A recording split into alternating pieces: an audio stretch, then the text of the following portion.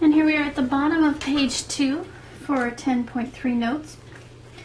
And looking at number 38, again, the steps have not changed here. We want to set it equal to 0, find our a, b, and c values, plug them into the quadratic formula, and simplify.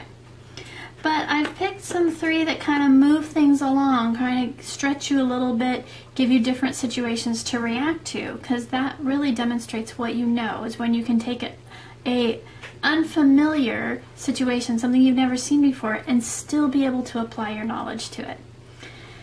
So looking at 38, what's different?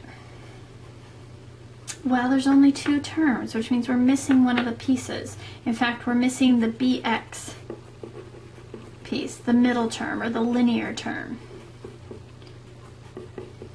But it still doesn't change what we would do. In fact, you could imagine that it's 3x squared plus 0x minus 27 equals 0, because 0 times anything is 0, poof, it makes it disappear. So we really do have a b value here. We don't see it, but the b value is 0. Our a value is going to be positive 3, our c value is going to be negative 27. Let's get that plugged into the formula here. Negative b plus or minus big old square root b squared minus 4ac, the whole thing over 2a. And then let's plug it in with our coefficients. So I've got negative b plus or minus big old square root b squared minus 4 times a times c, the whole thing over 2a. And our b value is 0, so it goes in a couple different places.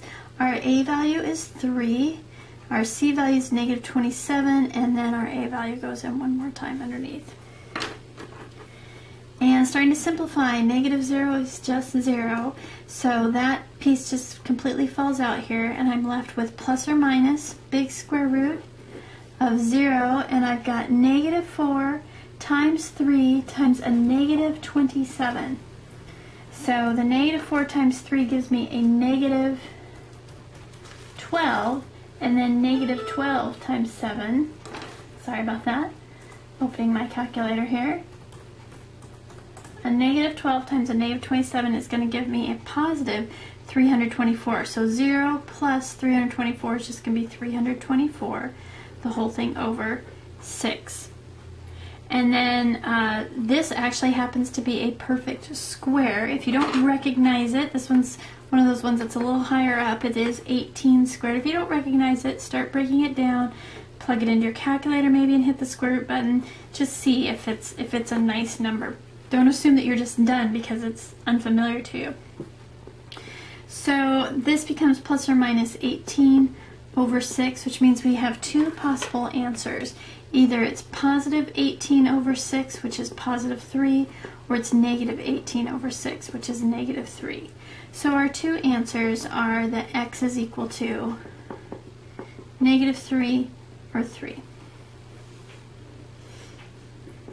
So 2 possible answers in our set.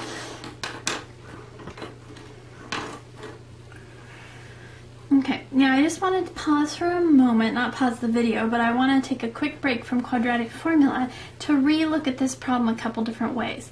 This one's quite unique because, and what tips me off is the fact that we got really kind of nice looking numbers here. No radicals involved, it just came out to be nice whole numbers here, negative 3, or nice integers I should say, negative 3 and positive 3. Which means that back at the beginning this was actually factorable. So I'm just going to draw a little curtain here. You can solve this using factoring. What would that look like? Well, we always check for the GCF first, and then we look for how many terms, and that will determine what we do next. So the GCF in this case is 3. Both terms have a 3 in common, so you'd pull that 3 out, leaving behind x squared minus 9, the whole thing equal to 0. So we moved everything to one side and then attempted to factor. We got a GCF, and we have 2 terms left. This is important. It's either now a difference of squares, a sum of cubes, or a difference of cubes. Remember, there's no formula for factoring sum of squares. It cannot be done. This is a difference of squares, so this can be factored into 3, the GCF, and then x plus 3, x minus 3 equal to 0. And then using our zero product property, well, 3 can't be 0, so that doesn't really help us, but the x plus 3 could be 0, which gives us x equals a negative 3, or the x minus 3 could be 0, and that gives us x is equal to positive 3. So there's your two answers again, negative 3 and positive 3, but a completely different way of looking at that. One more way. I'm going to draw a little curtain here again, and or you might be able to use the square root property on this. What does the square root property say? And this came from 10.1. It says you should be able to isolate the x squared piece, get that x, whatever the squared piece is, alone, and then take the plus or minus square root of both sides. So we've got 3x squared minus 27 equals 0. So we're going to start by adding the 27 to both sides.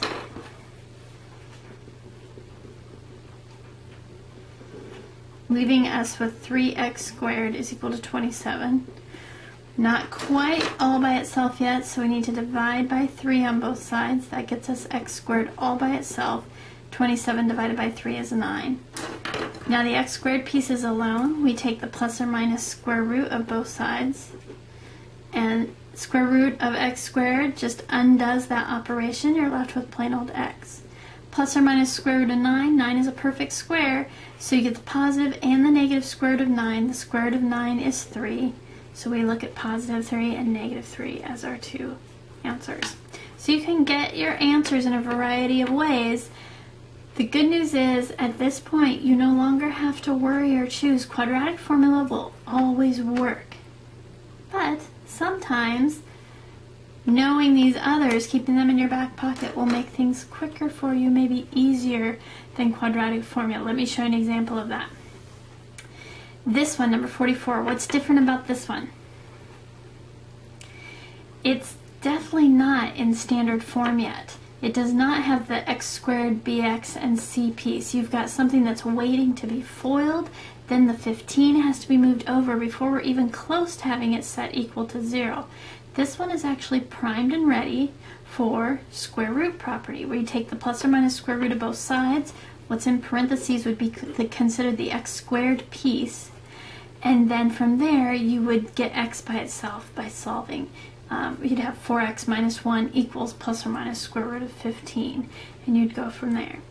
But let's demonstrate what it would look like to start applying quadratic formula no matter what the situation is. So to use quadratic formula, I'll draw another little curtain here. To use the quadratic formula, pardon me as I abbreviate,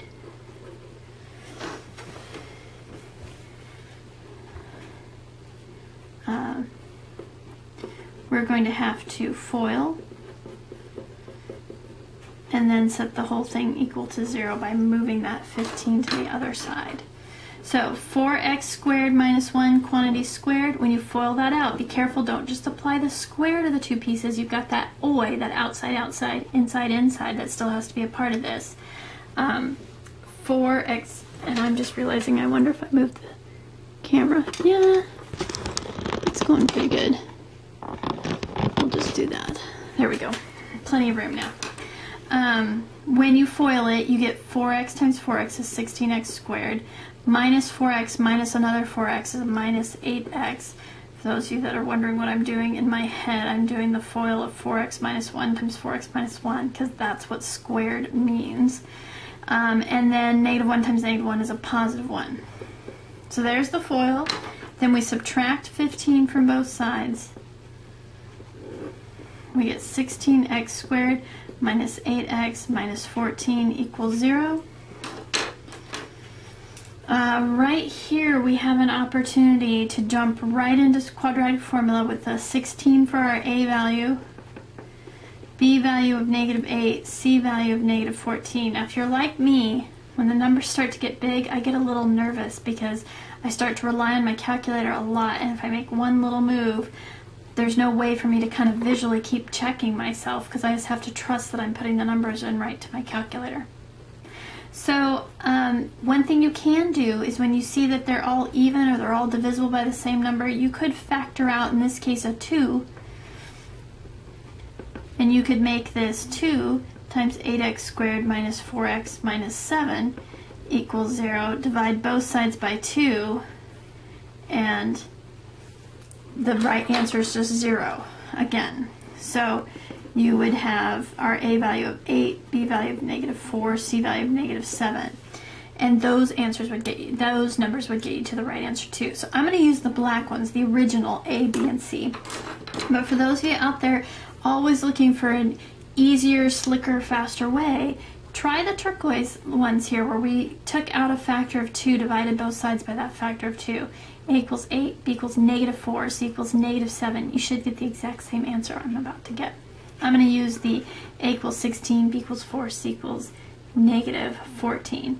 And I start with my formula, negative B plus or minus big old square root B squared minus 4AC, the whole thing over 2A. And then I give myself some space, negative B plus or minus big old square root B squared minus 4 times A times C, the whole thing over 2A. And B is going to be -8. I put that in its two places. I need A and C, 16 and -14. I need A on the bottom again, 16. Start to do the numbers here. Negative 8 is +8. Plus or minus big old square root. -8 squared is +64. -4 times 16 times -14. I've got my calculator here, and that works out to +896. And then the whole thing over 2 times 16, which is 32. And we start to simplify that. Underneath the radical, you get 960. So that's 8 plus or minus radical 960, the whole thing over 32. 960, after some messing around with it, it does break out. There is a perfect square in there. I'm quickly running out of paper space. 8 plus or minus radical 64 times radical 15 over 32. And let's see, will you indulge me here? I'm going to flip the note paper and finish this problem. So I'm going to rewrite where we're at. 8 plus or minus radical 64 and radical 15, the whole thing over 32. Radical 64 is 8, so now I've got 8 plus or minus 8 radical 15 over 32. 8 is a common factor, leaving behind 1 plus or minus 1 radical 15, or just plain radical 15, and 32 is 8 times 4. So now that it's multiplication, you can cancel 8 on the top, 8 on the bottom, and you've got 1 plus or minus radical 15, the whole thing over 4. Now here is the irony. I'm just going to flip this page again here. 1 plus or minus radical 15 over 4 is my final answer. It took me, as I count back up, 1, 2, 3, 4, 5, 6, 7 calculations. After I wrote the formula, it took me 7 calculations. That was after I had FOILed it and moved the 15. So there's 9 steps. Now let's look at the original problem again. Parentheses, 4x minus 1 quantity squared equals 15. If you can come to the test fully armed with not only the quadratic formula, but the ability to pause and look at what the problem gives you, you can save yourselves tons of minutes and potential mistakes. This is primed and ready to go for square root property. Yes, I know quadratic formula works every time, and there's a lot of peace and rest in that, maybe even some joy that you don't have to memorize a whole bunch of different ways. But sometimes it's good to know more than one way to do something. It's got the x squared piece already by itself, so I can start by taking the plus or minus square root of both sides. I've already got 15 and 4x minus 1 quantity squared. And the square root undoes the square, so I'm just breaking 4x minus 1 out of jail here. It's just coming out. 4x minus 1 is equal to plus or minus radical 15.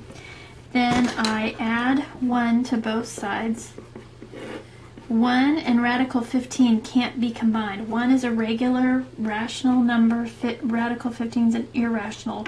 So those can't be combined. So I just get 1 plus or minus that radical 15. Notice the plus or minus stays with that radical 15 part. And then what's left is to just divide both sides by 4.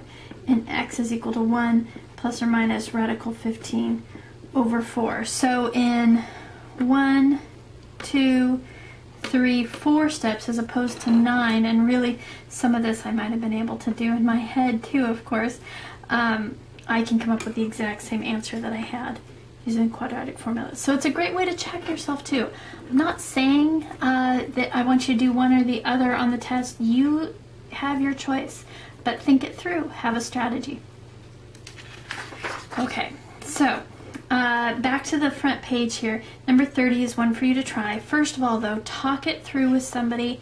Tell them what you saw, note any questions, bring those to class. That's what class time's for. I love to help you with those. And then try number 30. Pause here, pause the video and work on it a little bit, and then come back and see how you did.